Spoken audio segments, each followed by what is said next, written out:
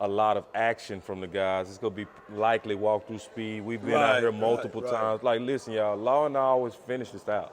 Yep. We finish it out. This is what we do every year. Every year. So it's going to be like last year where we know Mike McCarthy's pattern. It's going to be walkthrough-ish, but I'm going to be looking for the lineups, the matchups, who coming out there with the ones, how they rotating, what are their packages. Yeah. It's going to be that type of stuff. That's what I'm going to be looking for. Most certainly. So it's just going to be simple walkthrough. Hope everybody can stay well and healthy.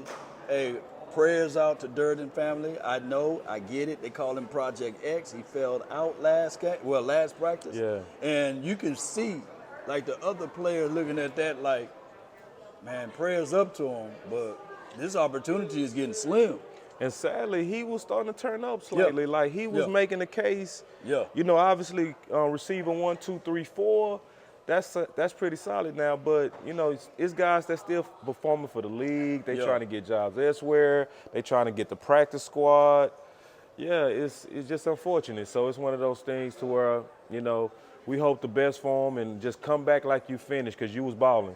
Well, before we go into more Cowboys training camp, there are some news that just hit earlier, some breaking news.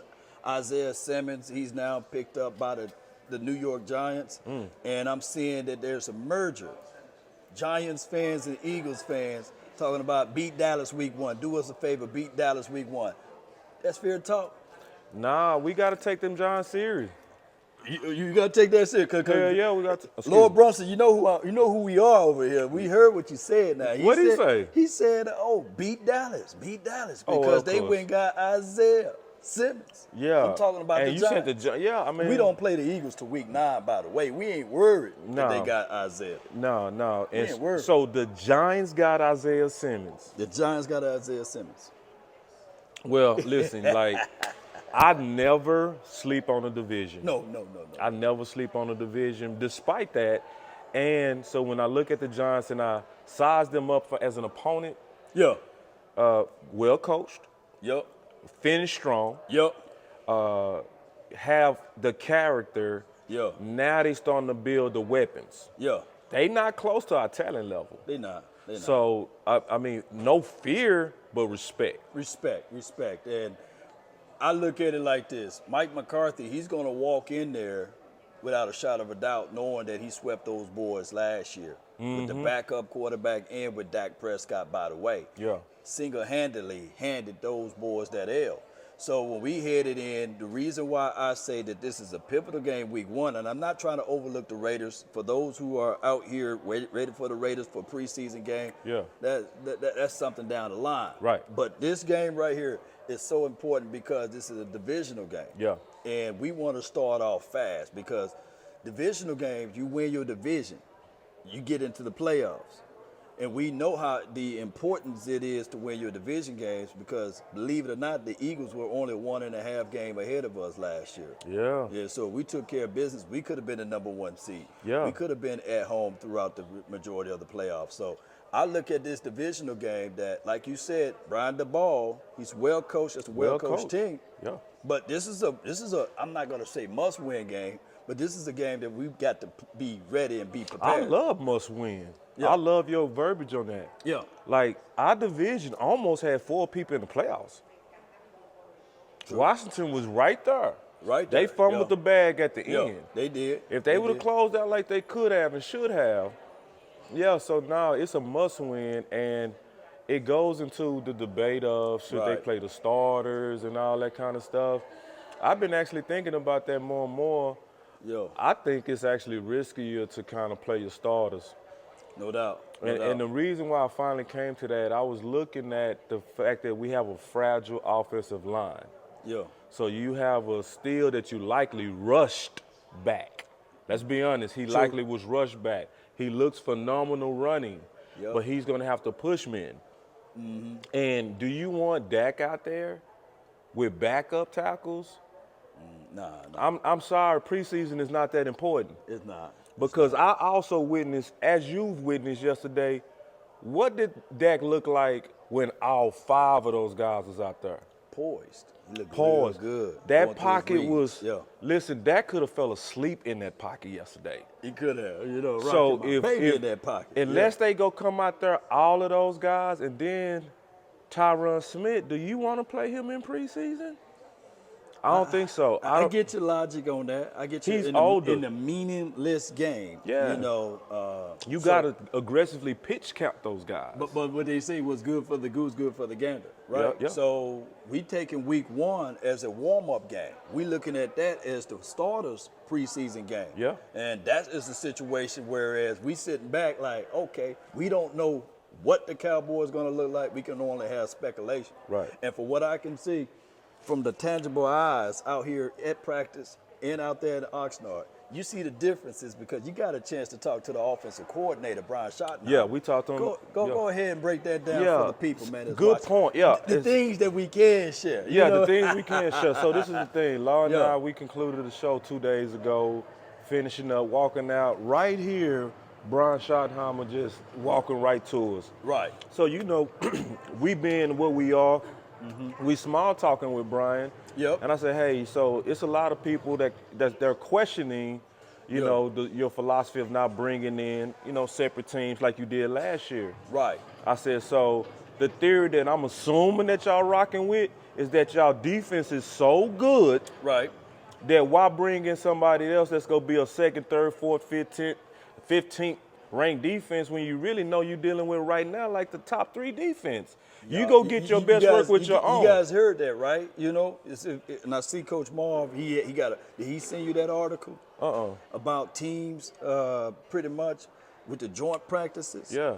And how they're looking and things like that. So, I think we got more evaluation this year than we had the joint practices with the LA Rams. And I think that the NFL, this is just my thoughts, everybody, kind of like policed themselves and said, you know what, let's just hold off on the Cowboys having these joint practices. Because you remember Aaron Donald was swinging his helmet at one of those players. Yeah. I forgot which name it was of one of the guys. So they trying to pull back all of that.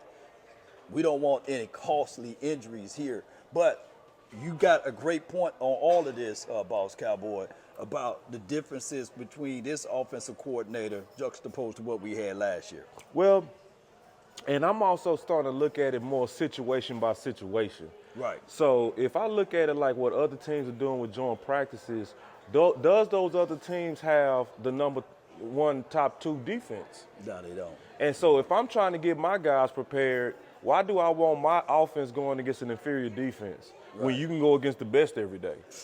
When you can go against Diggs and Stephon every day. Every day. It's almost like when you look at other people's situations, you'll be taken away from your practices by putting inferior people on my people. True. Then you also kind of add to the element of surprise. Yep. Intel. Yep. And then so it's like, so I can see why last year they was like, okay, we go do the joint. I can also see why you said this year we're not. We're not. And so it's one of those things to where I'm starting to kind of trust them because it's another thing that I thought about.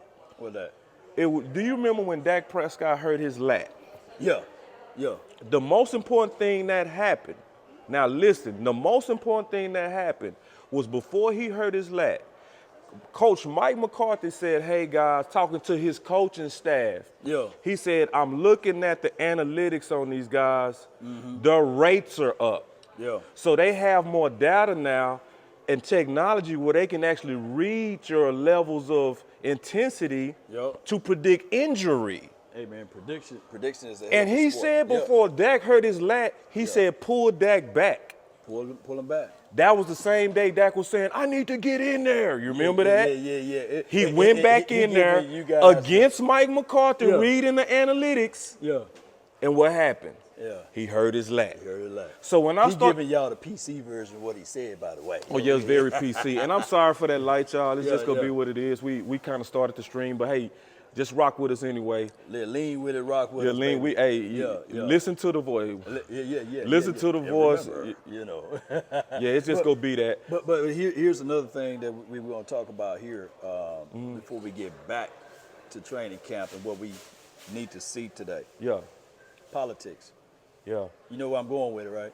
But I got some thoughts on that. Ware in the Ring of Honor. Oh, yeah, we can talk about that. Yeah. We didn't touch that. Did you touch that independently? I did. You did? I did. What's your thoughts on Demarcus Ware getting in before the guy that's pretty much responsible for 3 Super Bowls? It hurt, man. Jimmy Johnson, for those who don't know. And I'm speaking as a fan and speaking as somebody that lived through the Jimmy era, that watched it. Yeah. And it almost even takes away from D-Ware to me. It do. It hurt. It's like he could have literally added Jimmy and D-Ware at the same time, or add Jimmy and then add D-Ware the next year. Yeah, and and everybody, I saw people on Twitter saying, boss, well, it's business. Yeah. He getting publicity out of it. He is. Listen, he's a billionaire. With a B. So at some point, it start looking greedy. Yo. It start looking like, are you really going to sacrifice for publicity your college roommates that you went to Arkansas with and won a national championship with, who started the venture off with you? With you? Now, I believe that y'all fight was nasty and probably unforgivable. I get it. Yeah. But for the sake of the fans and the family, this is hurting us. It hurt now because we grew up. We was younger. That team, and we got a chance to see real coaching, real philosophies, real things being implemented to this day. Yeah. They refer to Jimmy Johnson, right. Even all of those players, the players that he coached is in the ring, but the coach is not in the ring. That don't make sense. No. So whatever it is, it got to Squash be personal right now. Yeah, and it got to be something personal. And on football, going back to football. Right back to it. For those who are fearful of the curse, right? Like, I'm not necessarily fearful for the curse, but I am superstitious at times. I ain't gonna lie. You ain't gonna walk under no ladders. You ain't gonna just go bust some mirrors just to see what's gonna happen. Right. And you ain't finna go into a closed room with mirrors and just say Bloody Mary 5 times. You just ain't gonna I'm not gonna do it. You just ain't gonna play around with fire. No. That's just what it is. And so when you look at the Dez catch, you're right. When you look at 2016, when that field goal faded with no wind. No wind. You what kind of bad juju? It started looking kind of juju-ish, and it make you look at this Jimmy Jerry's Ring of Honor situation.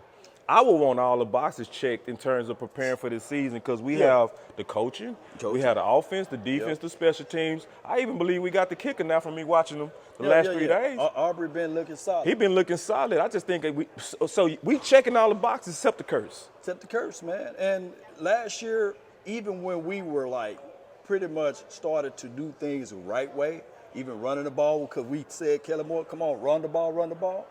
Just when that started hitting right, all of a sudden Terrence Steele went down. Right? See And that lose and lost a lot of momentum for us. And then we get into the playoff, we moving the ball, we went for it on 4th down, got the first down, moved the sticks, got all the way down to first and whatever. Tony Pollard get out. Yeah.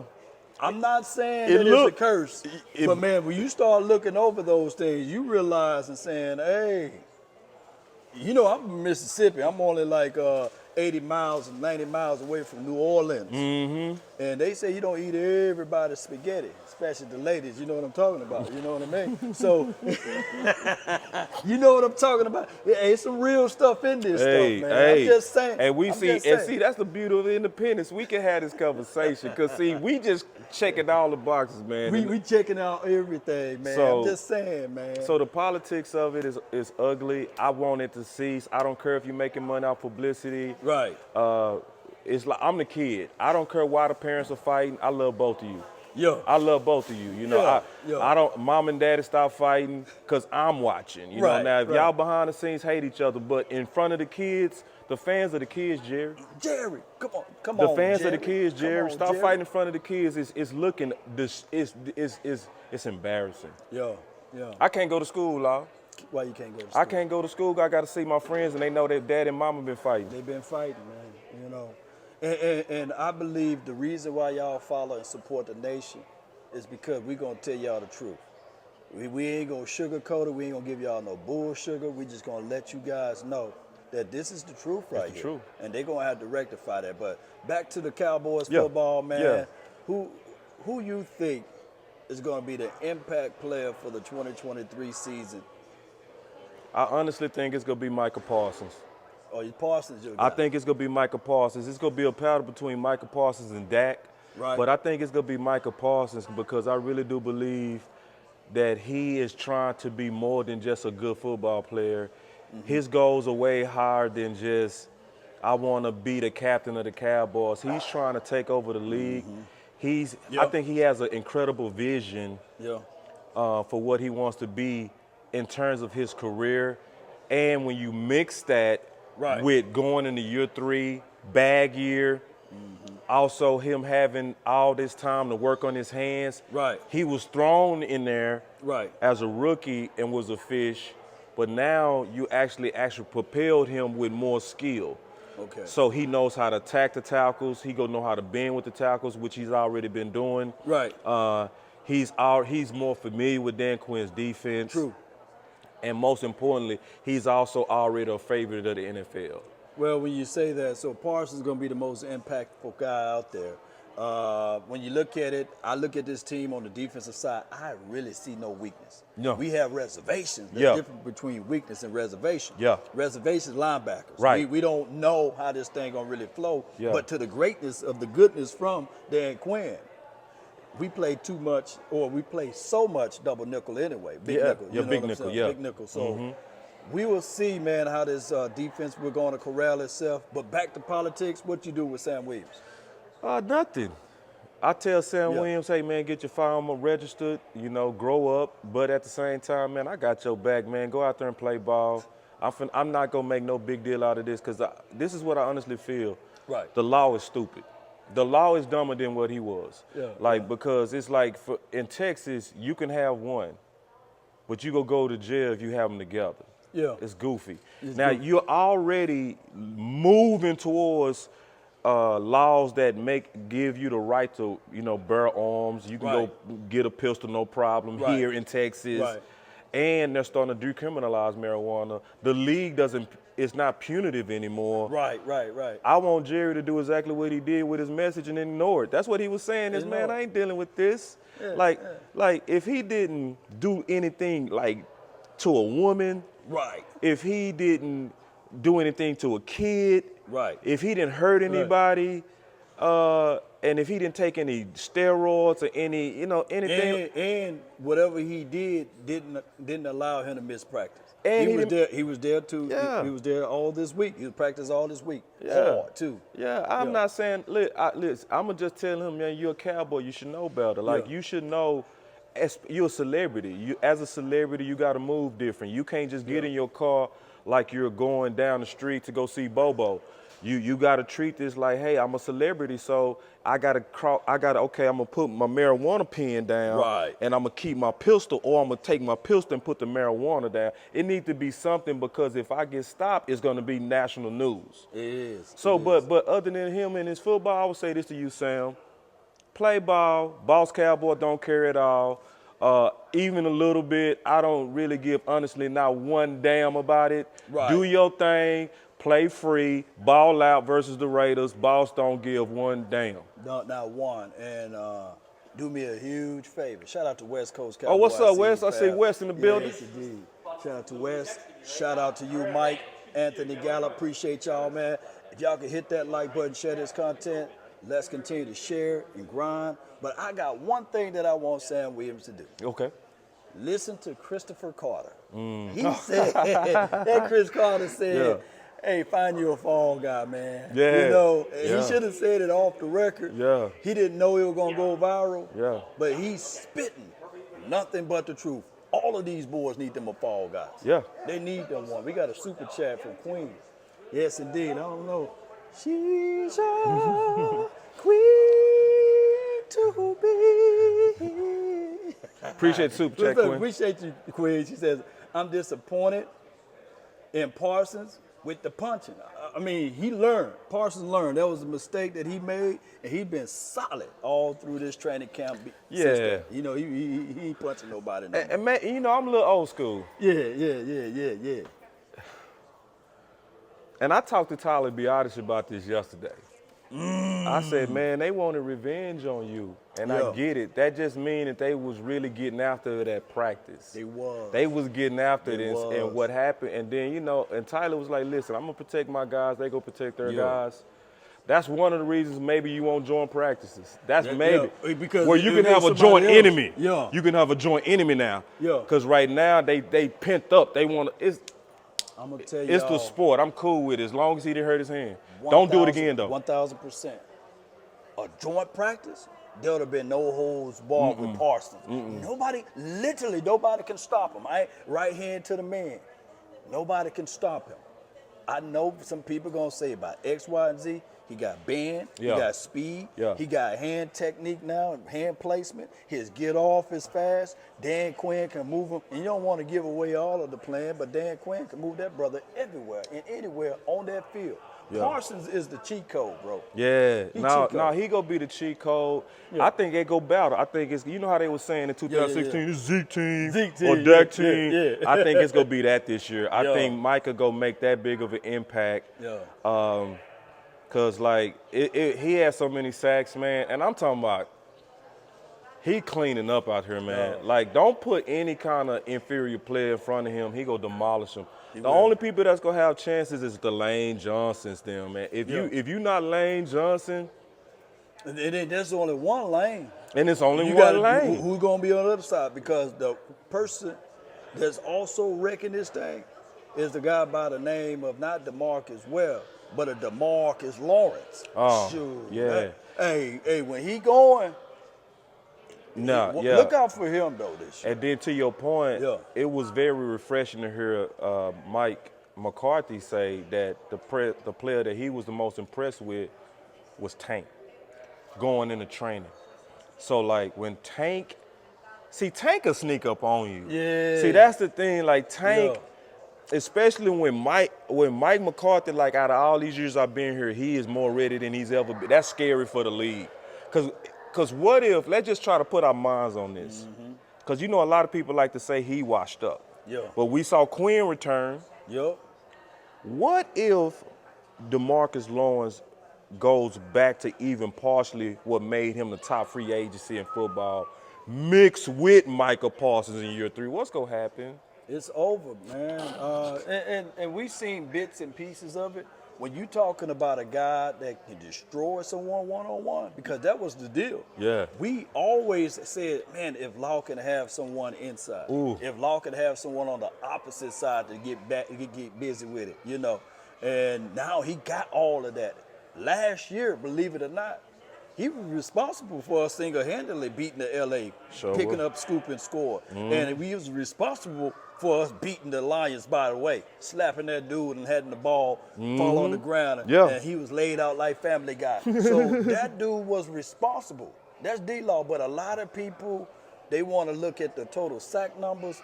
But when D-Law was out there, either he's causing fumbles, INTs, stopping the run, takeaways, turnover, leadership. And see the leaders. Don't get me started on that. Don't get me started on that. See, because I know a lot of the Cowboy fan base don't like the high balls. They hate to hear it, but I hope y'all ain't peep game. The high balls never died. It just, they stopped doing it publicly. It is a standard for the defense that Tank started. So you got to get into the high balls. And they take that real serious, and it was Tank who started that culture, and it's why they so turned up. Do you remember they was competing 2 years ago for turnovers versus points? Tank started that. Scoop and score. So it's like when people take for granted, it is not even just a player Tank. He one of the real true leaders of this squad. Squad up, baby. So in closing though, man, what's your final words on this before we head into practice today? My major thing I would say, man, listen, y'all, they go hate on Mazi. I saw people in your comments and in my comments saying, what's up with Mazi? Listen, y'all, Mazi has literal no pressure. I want everybody to really try to feel me what I'm saying on that. There's no pressure. We don't even need Mazi right now. Just think about that. We had Hankins last year. It was the main reason we was averaging a yard less when he was on the field. So Quinn Bohanna is going into year 3. Mazi is a luxury. Yeah. So when he plays, he's going to be fresh. Yep. He's hungry. He does play mad. I saw him sling deuce like, bro, don't do deuce like that. He don't do him like that. That he slung deuce. He does play angry, but we honestly got to give him the same thing we give all defensive tackles. Give them 3 years, man. Like, all of them take 3 years. Mazi is going to flash at best. And sometimes he's going to look great. Sometimes he going to look like he's slow, get off, got turned, live with it, let him cook. He going to be fine. Yeah, and technique is technique, man. Yeah. Every year you're going to build your house. You're stacking your bricks on top of each other. And then when you look back, now you at your castle, you know. Yep. But for year one, I just want him to just learn the game. Yeah. He got to wash away all of the old stuff that the Michigan people taught him and build in some of this new stuff that Durden is talking. Even if he have to off season next year to meet up with our guy Brandon Tucker, you know, hand placement, disengaging, stuff like that, he's going to get the right ingredients and the nutrients to be that interior defensive threat. Yep. But the good thing is, like I'm going to say, echoing off of you, it's no rush. There's no rush. He's a luxury. He's a third person. He's going to elevate himself up to be the number one. And he going to be fresh every time he out there. You going to get good plays out of Mazi. You going to get great plays out of Mazi. Like, yes, indeed. Cowboy Nation, they go hate on us. This is what it is. Like, there's no other D tackle that they ever expected to be instant impact coming into game one. No doubt. None. So anyway, that's my final words on that. That's his final word. My final word is, hey, continue to hit that like button, tell it to lean forward, slap it. Y'all know what to do with it. Sharing is caring. Shout out to all of the HBOs. If you don't know what that is, help a brother out. You know what that means. Sharing is caring. And also subscribing and join those notifications because you never know. Yeah, you never know. This wasn't even scheduled. I just met this dude. What's your name, bro? I go by boss. You can, I go by boss. Yeah. Hey, but we get ready to head into practice. So we wanted to give y'all a little bit before we get in there, and we gonna come out and give you some more. We're gonna give y'all some more. All that mama's cooking. Let's go. DC for life, not for short. Salute.